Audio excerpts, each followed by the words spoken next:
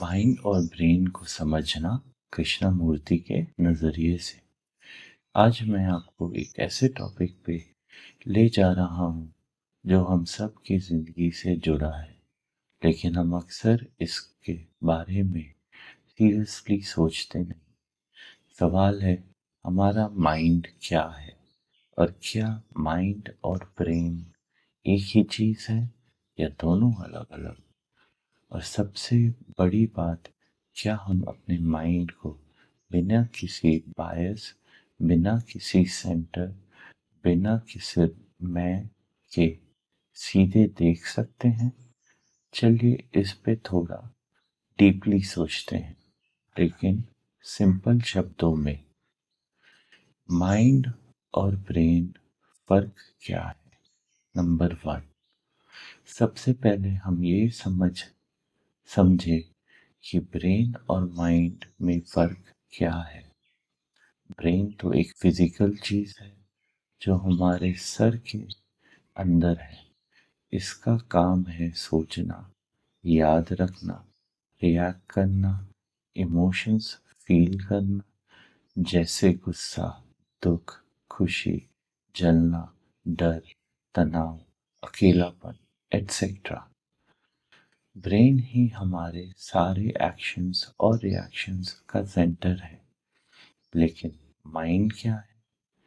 क्या माइंड सिर्फ एक ब्रेन का एक पार्ट है या कुछ और भी है? ये एक इम्पोर्टेंट सवाल है।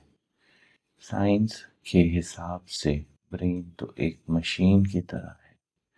ये सिर्फ वही करता है जो उसने सीखा है या जो उसने अंदर मेमोरी में है।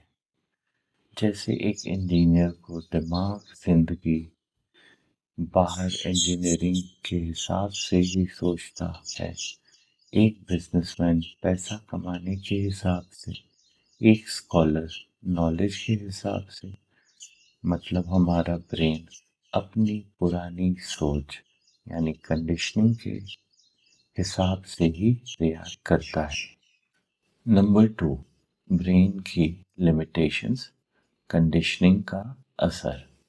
हमारा ब्रेन पुरानी यादों, एक्सपीरियंसेस और सोसाइटी की कंडीशनिंग से बना है। जैसे बचपन से हमें सिखाया जाता है कि ये सही है, ये गलत है, ये तुम्हारा है, ये मेरा है।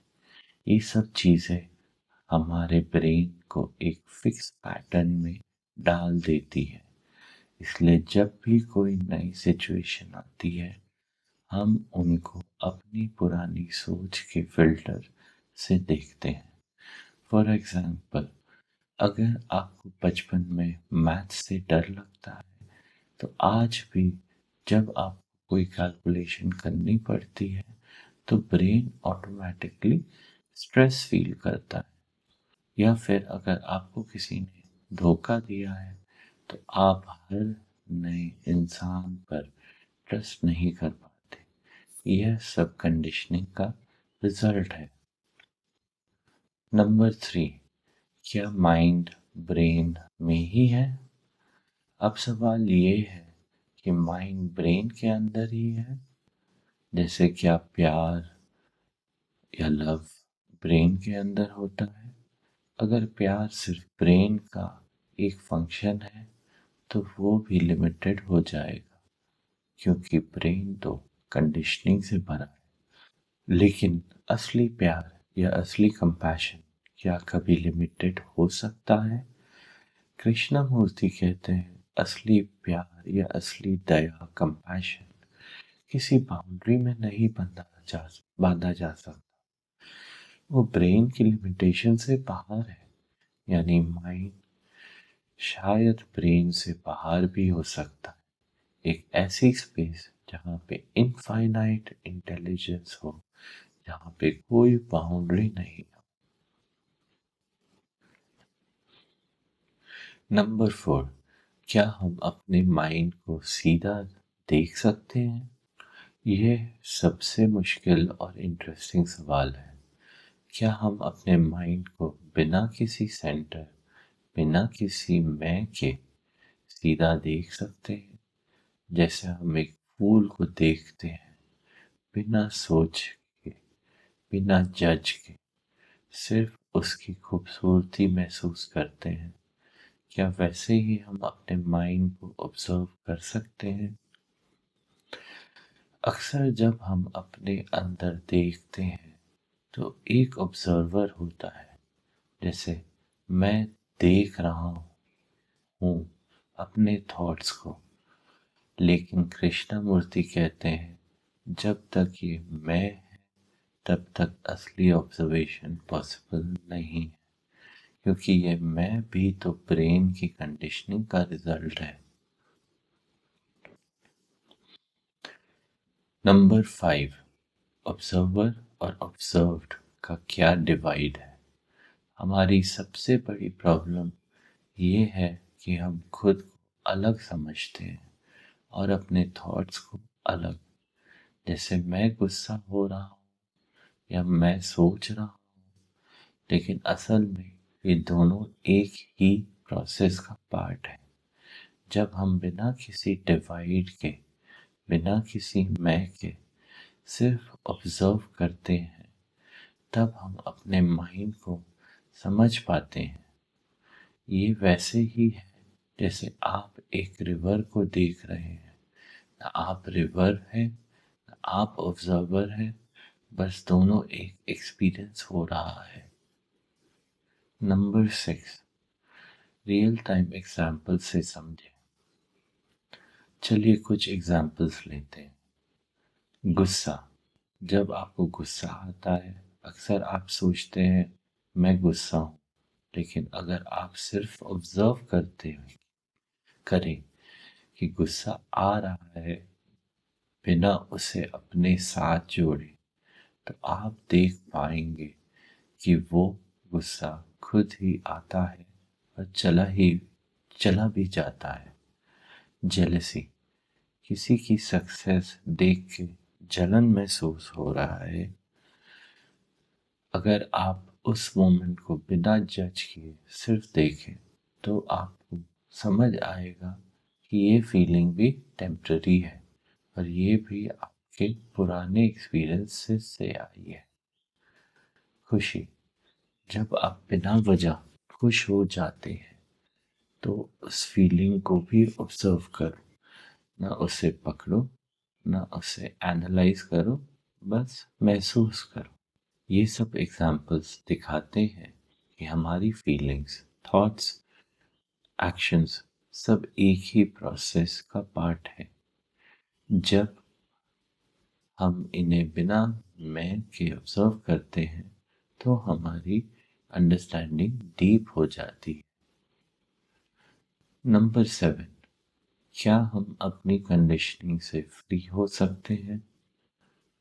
कृष्णमूर्ति कहते हैं जब तक हम अपनी डेली लाइफ कंडीशनिंग को नहीं समझते, जैसे हमारा सेल्फ इंटरेस्ट, अपने फायदे की सोच, अपने कंफर्ट जोन की बाउंड्रीज, तब तक हम अपने माइंड को नहीं समझ सकते।